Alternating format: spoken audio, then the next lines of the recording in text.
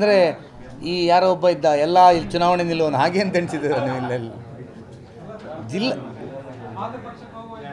ಜಿಲ್ಲಾ ಜಿಲ್ಲಾ ಪಂಚಾಯತಿಗೆಲ್ಲ ನಿಲ್ಲುವ ಪರಿಸ್ಥಿತಿಯಲ್ಲಿಲ್ಲ ನಾನೀಗ.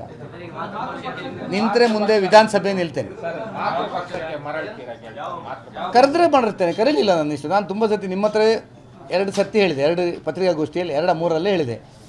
ಕರೆದ್ರೆ ನನ್ನನ್ನು ಅವ್ರು ಅಪೇಕ್ಷೆ ಪಟ್ಟರೆ ಹೋಗ್ತೇನೆ.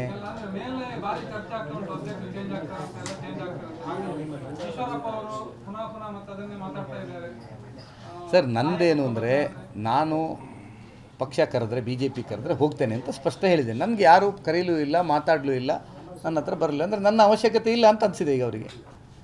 ಹಾಗಾಗಿ ನಾನು ನನ್ನಷ್ಟಕ್ಕಿದ್ದೇನೆ. ಇಲ್ಲ ನಾನು ಅಲ್ಲ, ಬೇರೆ ನನ್ನ ಕೆಲಸಕ್ಕೆ ಎಲ್ಲರೂ ಭೇಟಿಯಾಗಿರ್ಬೋದು, ಕಡೆಗೆಲ್ಲ ನೀವು ಅವ್ರನ್ನ ಭೇಟಿಯಾಗಿರೋರು ಕೇಳಿದೆ ಅಂತ. ರಾಜಕೀಯಕ್ಕೆ ಸೇರ್ಲಿಕ್ಕೋಸ್ಕರ ಯಾರನ್ನು ಭೇಟಿಯಾಗಲಿಲ್ಲ. ಹಾಂ, ನಂದು ಮಾಡಿದ್ದೇನೆ. ನಾನು ಮೆಂಬರ್ ಈಗ ಅಲ್ಲ, ಅವರು ಅಪ್ರೂವ್ ಮಾಡಬೇಕಿನ್ನು ನಿಮಗೆ ಅದರಲ್ಲಿ ಸಿಸ್ಟಮಿಗೆ. ನಾನು ಅದರಲ್ಲ ತೊಡಗಿ, ನಾನು ಜಿಲ್ಲಾಧ್ಯಕ್ಷ. ಅದು ಹೇಗೆ ಅಂದರೆ ಮಿಸ್ ಕಾಲ್ ಕೊಟ್ಟು ನಮ್ಮ ಡೀಟೇಲ್ಸ್ ಕೊಡಬೇಕು, ಅದು ನಾನು ಮಾಡಿದ್ದೇನೆ. ಇನ್ನು ಸ್ಥಾನೀಯ ಸಮಿತಿಗೆ ಬರ್ತದೆ, ಅದು ಅವರು ಅಪ್ರೂವ್ ಮಾಡಿ ನಗರ ಸಮಿತಿಯವರು ಇವರಿಗೆ ಮಾಡ್ಬೋದು. ಇಲ್ಲಿ ಯಾರಾದೊಬ್ಬ ಟೆರರಿಸ್ಟ್ ಮೆಂಬರ್ ಆದರೆ ಹಾಗೆ ಅವರು ಇನ್ನೂ ನನ್ನದು ಮಾಡಿ ಅಪ್ರೂವ್ ಮಾಡಿದಾರಿಲ್ಲೋ ಗೊತ್ತಿಲ್ಲ, ನನಗೆ ಬರಲಿಲ್ಲ. ಹಾಂ, ಹೌದು, ನೋಡೋಣ. ಆಗ ಇನ್ನೂ ಇದೆ ಅಲ್ಲ, ಯಾಕೆ ನೀವು ಗಡಿಬಿಡಿ ಮಾಡ್ತೀನಿ? ಚುನಾವಣೆ ನಿಲ್ತೇನೆ. ಪಕ್ಷದ ಈಗ ನಾನು ವಿಧಾನ ಪರಿಷತ್ತಿಗೆ ನಿಂತೇನೆ, ಹಾಗೆ ನಿಲ್ಬೋದು, BJPಯಲ್ಲೂ ನಿಲ್ಬೋದು, ಯಾವುದೂ ನಿಲ್ಬೋದು, ಅದೇನು ಪ್ರಶ್ನೆ ಇಲ್ಲ. ಅಂತೂ ಒಂದು ಚುನಾವಣೆ ನಾನು ನಿಲ್ಲಬೇಕು ಅಂತ ಇದು ಮಾಡಿದ್ದೇನೆ MLAಗೆ. ಯಾಕಂದರೆ ನನ್ನನ್ನು ಜನತೆ ಇಲ್ಲಿಯವರು ಸೋಲಿಸಲಿಲ್ಲ. 3 ಚುನಾವಣೆಯಲ್ಲಿ ಜನ ಗೆದ್ದಿದ್ದಾರೆ. ನನಗೆ ಪ್ರತಿ ದಿವಸ ಜನ ಇಲ್ಲಿ ನಾನು ದಿನಾವೂ ನನ್ನ ಜನರ ಕೆಲಸವನ್ನು ಮಾಡ್ತಾಯಿದ್ದೇನೆ. ಬಂದವರು ಇಲ್ಲ ಸರ್, ನಿಮ್ಮ ಸೇವೆ, ನೀವಿರುವಾಗ ಆದ ಕೆಲಸಗಳು, ನೀವು ಇದ್ದಂಥ ರೆಸ್ಪಾನ್ಸ್ಗಳು ಇಲ್ಲ, ನೀವು ಚುನಾವಣೆ ನಿಲ್ಲಬೇಕು ಅಂತ ಹೇಳಿದ್ದಾರೆ. ಯಾವುದ್ರಲ್ಲಿ ನಿಲ್ಲೋದು ಅಂತ ಹೇಳುವಂಥದ್ದು ಈಗೇನಿಲ್ಲ. ಇನ್ನು 3 ವರ್ಷ ಇದೆ ಅಲ್ಲ, ಆಗ ನೋಡೋಣ. 100ಕ್ಕೆ 100 ಸರ್. ಇವತ್ತು ನಾನು ಇಂಡಿಪೆಂಡೆಂಟ್ ನಿಲ್ಲಲಿಕ್ಕೆ ನಿಮ್ಗೆ ಆಗಲೂ ಹೇಳಿದೆ, ಇಂಡಿಪೆಂಡೆಂಟ್ ನಿಲ್ಲಲಿಕ್ಕೆ ಮೇಯ್ನ್ ಕಾರಣವೇ ಇದು ಅದರದ್ದೇ ಪ್ರತಿಫಲ. ನನಗೆ ಇವತ್ತು ಇಲ್ಲಿಂದಲೇ ಪ್ರಾರಂಭ ಆಗಿದೆ. ಟ್ರಾಫಿಕ್ ಜಂಕ್ಷನ್ನದ್ದು ನನ್ನ ಯೋಜನೆ ಅಂತ ಹೇಳುವ ಕಾರಣಕ್ಕೋಸ್ಕರ ಏಕ ವ್ಯಕ್ತಿ ಅವರನ್ನು ನಿಲ್ಲಿಸಿದ್ದದು. ನಾನಾಗ ಅವರನ್ನು ಗೆಲ್ಲಿಸಿದವ IBಗೆ ಹೋಗಿ ಆ ವೆಂಡರನ್ನು ಕರ್ಕೊಂಡು ಹೋಗಿ ಕನ್ವಿನ್ಸ್ ಮಾಡಿದ್ದೇನೆ, ಇದೇ ಶಾಸಕರಿಗೆ. ಅಲ್ಲ ಹೇಳಿ, ನಾಳೆ ನೀವು ಕೇಳಿ ಪ್ರಶ್ನೆ. ನಾನು ಹೋಗಿ IBಯಲ್ಲಿ ಅದೇ ವೆಂಡರನ್ನು ಕರ್ಕೊಂಡೋಗಿ ನೋಡಿ, ಅಲ್ಲ ಅದು 60 ಸೆಕೆಂಡ್ ಆಗ್ತದೆ ಅಂತ ಹೇಳಿದ್ರು. ಕಮ್ಮಿ ಮಾಡಿ 30 ಸೆಕೆಂಡ್ ಮಾಡಿ, ಮತ್ತು ಆರ್ಟಿಫಿಷಿಯಲ್ ಇಂಟೆಲಿಜೆನ್ಸ್ ಆದಮೇಲೆ ಇದಾದ ಕೂಡಲೇ ಹೋಗ್ತದೆ ಎಲ್ಲ ಎಕ್ಸ್ಪ್ಲೇನ್ ಮಾಡಿ. ಹೀಗೆ ನಮಗೇನು ದುಡ್ಡಿಲ್ಲ ಎಲ್ಲ ಹೇಳಿದ್ದೇನೆ. ಆಮೇಲೂ ಆಯಿತು ಅಂತ ಆಗ ಹೇಳಿ ಆಮೇಲೆ ಮತ್ತೆ ಅವನಿಗೆ ಜೋರು ಮಾಡಿ ನಿಲ್ಲಿಸಿದ್ರು. ಅದು ನನಗೆ ಗೊತ್ತಿಲ್ಲ, ಅದು ಅವ್ರ ಹತ್ರ ಕೇಳಬೇಕು. ಅಂತೂ ನೋಡಿ, ಯಾವುದೇ ಒಬ್ಬ ಕೃತಜ್ಞತೆ ಇರುವಂಥ ವ್ಯಕ್ತಿ ಈ ರೀತಿ ಮಾಡಲ್ಲ.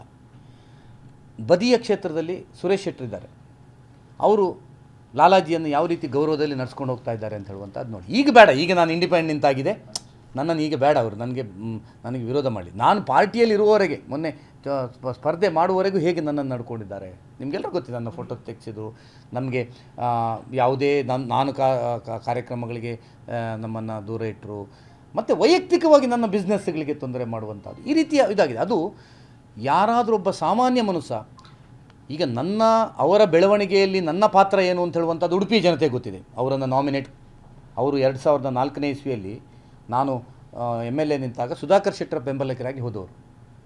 ಬೆತ್ತಲೆ ಪ್ರಕರಣ ಆದಾಗ ನಾನು ಬೆಂಬಲ ಕೊಟ್ಟು ಅವರು ಒಬ್ಬ ಹಿಂದುತ್ವಕ್ಕೋಸ್ಕರ ಅಂತ ಹೇಳ್ಕೊಂಡು ಗಟ್ಟಿ ಮಾಡಿಕೊಂಡು ಪಾರ್ಟಿಗೆ ತೆಗೆದುಕೊಂಡು ಬಂದು ನಾಮಿನೇಟ್ ಕೌನ್ಸಿಲರ್ ಮಾಡಿ 2 ಬಾರಿ ನಗರಸಭಾ ಸದಸ್ಯನಾಗಿ MLA ಅಲ್ವಾ ಸಾಧಾರಣ. ಈಗ ನೆಕ್ಸ್ಟ್ ಅವರು MLA ಬಂದ ಅವ್ರು ಯಾರಿಗೆ ಹೇಳ್ತಾರೆ ಅವರು MLA. ಹಾಗೆ ನಾನು ಶಾಸಕನಾಗಿದ್ದಾಗ 2 ಬಾರಿ. ಇವತ್ತು ಫೆಡರೇಷನ್ನ ಅಧ್ಯಕ್ಷರಿದ್ದಾರಲ್ಲ, ಅವರು ಎಲೆಕ್ಟೆಡ್ ಅಲ್ಲ, ಫಸ್ಟ್ ನಾಮಿನೇಟ್ ಮಾಡಿ ಅವರನ್ನು ಅಧ್ಯಕ್ಷ ಮಾಡಿದ್ದು ನಾನು. ಕೇಳಿ ನಾಳೆ ಹೌದಾ ಅಲ್ವ ಅಂತ. 2008ರ ಇಸ್ವಿಯಲ್ಲಿ ಬಹುಮತ ಬಂತು BJPಗೆ.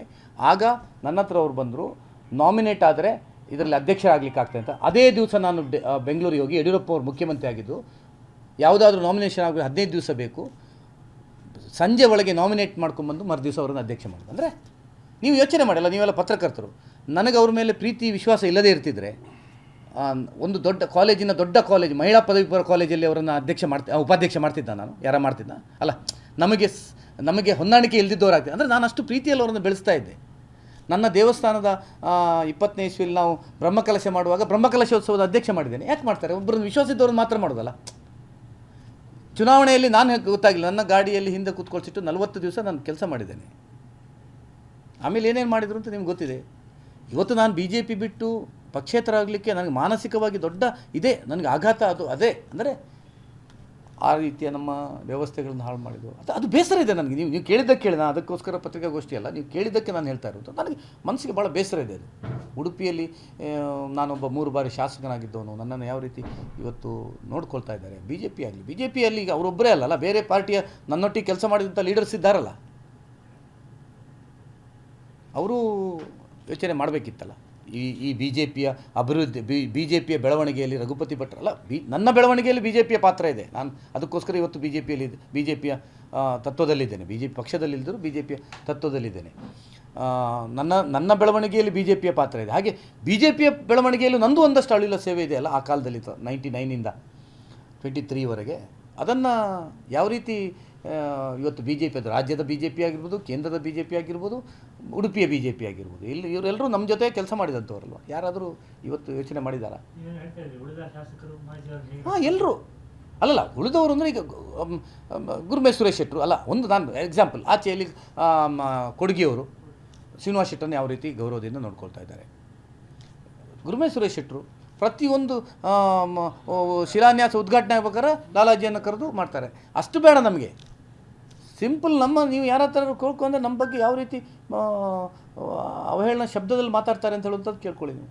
ಅಂದರೆ ಅದಲ್ಲ, ಅಂದರೆ ಒಬ್ಬ ಸಜ್ಜನ MLAಗಳ ಪಾತ್ರ ಅದಲ್ಲ. ಆ ರೀತಿಯ ನಮಗೆ ಬೇಸರ ಇದೆ. ಯಾಕಂದರೆ ನಾವು ಅವರ ವೈಯಕ್ತಿಕ ಬೆಳವಣಿಗೆಯಲ್ಲಿ ನನ್ನದು ಕೊಡುಗೆ ಇದೆ, ಇದನ್ನು ನಿಮಗೆ ಎಕ್ಸ್ಪ್ಲೇನ್ ಮಾಡಿದೆ, ಏನೇನು ಮಾಡಿದೆ ಅಂತ. ಅದರ ಮೇಲೆ ಇಷ್ಟು ಕೃತಜ್ಞರು ಯಾರೂ ಆಗಬಾರ್ದು. ಮನುಷ್ಯರಾದಂಥವ್ರು ಕೃತಜ್ಞತೆ ಅಂತ ಹೇಳುವಂಥದ್ದು ಏನೂ ಇಲ್ಲದೆ ಸ್ವಲ್ಪ ಆದರೂ ಯಾರಿಗಾದರೂ ಇರಬೇಕು. ಯಾವ ರೀತಿ ನಾವು ಮಹಾಲಕ್ಷ್ಮಿ ಕೋಆಪರೇಟಿವ್ದು ಇಶ್ಯೂ ಮಾಡಿದ್ದು ಜನರಿಗೆ ಸಮಸ್ಯೆಗೋಸ್ಕರ. ಇಲ್ಲಿ ನನ್ನ ನಿಲುವನ್ನು ನೀವು ನೋಡಿದ್ದೀರಿ, ನೀವು ಬಂದಿದ್ದೀರಿ. ಪ್ರಮಾಣ ಅದಕ್ಕೆ ಅಂತ ಬಂದಾಗ ನಾನು ಆಗಲೇ ಹೇಳಿದೆ, ಇನ್ನು ನಾನು ಮಾತಾಡೋದಿಲ್ಲ, ಪತ್ರಿಕೆಯಲ್ಲಿ ಮಾತಾಡಲ್ಲ.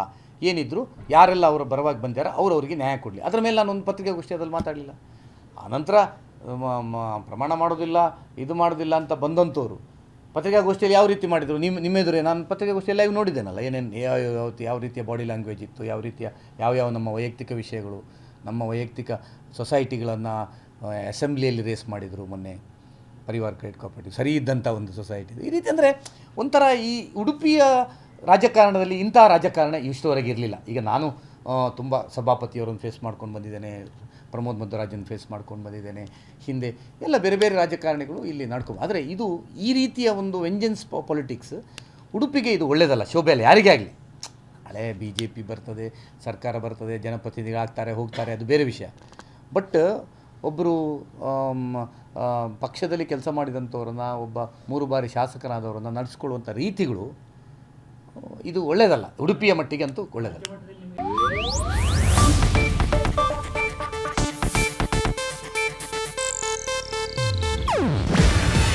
ಇದು ಏಷ್ಯಾನೆಟ್ ನ್ಯೂಸ್ ನೆಟ್ವರ್ಕ್ ಪ್ರಸ್ತುತಿ. ನೀವು ನೋಡ್ತಿದ್ದೀರಾ ಏಷ್ಯಾನೆಟ್ ಸುವರ್ಣ ನ್ಯೂಸ್.